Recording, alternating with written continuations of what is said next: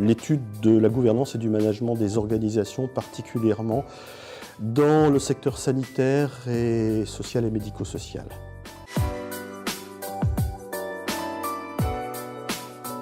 C'est quelque chose dans lequel je suis tombé assez jeune.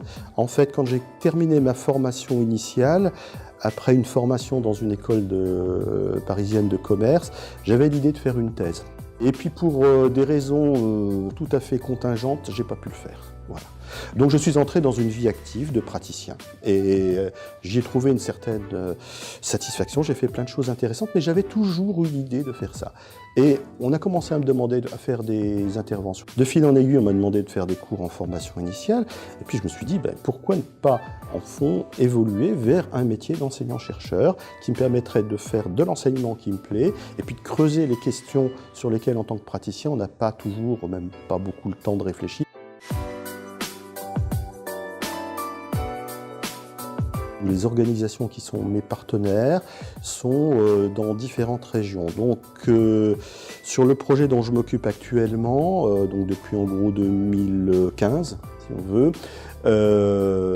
les premiers travaux ont été sur toute la moitié nord de la France, parce que c'était le territoire sur lequel les organismes avec qui je travaillais étaient implantés. Ensuite, il y a eu une deuxième enquête qui était en Alsace et en Franche-Comté et dans Lorraine. Et puis là, il y a une troisième enquête qui va être dans différentes régions, mais qui va être en Bourgogne, sans doute un petit peu en région centre Val-de-Loire et probablement dans le sud-ouest également.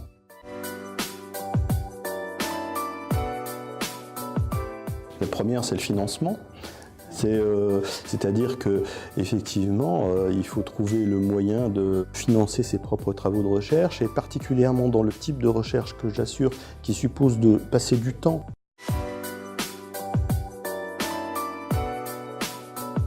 Alors, ils sont assez variés parce que je m'intéresse à beaucoup de choses. Alors dans le champ où je suis, il y a quelque chose qui va sortir très prochainement dans une revue de gestion qui est justement sur la question de l'identité professionnelle des responsables d'établissements médico-sociaux face aux contraintes de gestion.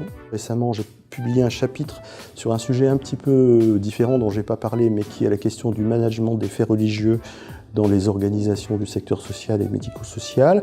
Un chapitre qui est dans un ouvrage collectif dirigé par deux collègues parisiens, mais qui a reçu le prix de l'initiative laïque aux dernières journées de l'histoire de rendez-vous de l'histoire de Blois. Et ces dernières années, j'ai publié différents articles dont je ne me souviens plus nécessairement bien dans l'ordre, mais enfin, oui, il y en a depuis une quinzaine d'années, il y en a pas mal. Oui.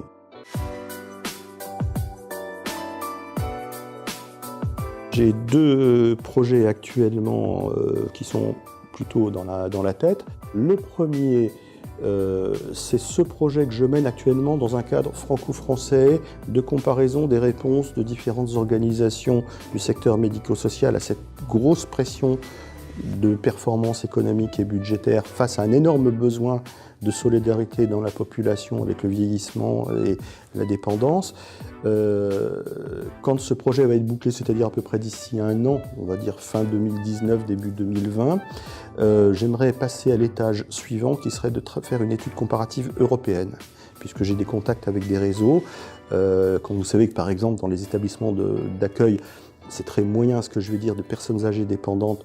En France, on a un ratio qu'on appelle d'encadrement, c'est-à-dire le nombre de salariés par résident qui est de 0,6. Vous allez dans des pays comme l'Allemagne ou la Belgique, il est 1,1 ou 1,2. Il y a un deuxième projet avec qui on a commencé à discuter un peu, pas plus tard que la semaine dernière, avec des collègues de l'IUT, d'autres départements de l'IUT. Ce serait d'organiser une journée d'études ici sur le thème justement de comment répond-on à la question, aux enjeux, quels sont les enjeux des faits religieux dans nos programmes d'enseignement, de la laïcité des faits religieux, dans nos différents programmes d'enseignement et de formation de futurs professionnels dans des départements aussi variés que GEA, que Carrière sociale ou Infocom par exemple. Alors je ne parle pas au nom de mes collègues qui s'exprimeront bien sûr, mais au fond l'idée ce serait qu'on ait un peu sur cette question-là une approche de partage et aussi de communication, de faire connaître un peu l'IUT et nos réflexions au sein de l'IUT à l'extérieur.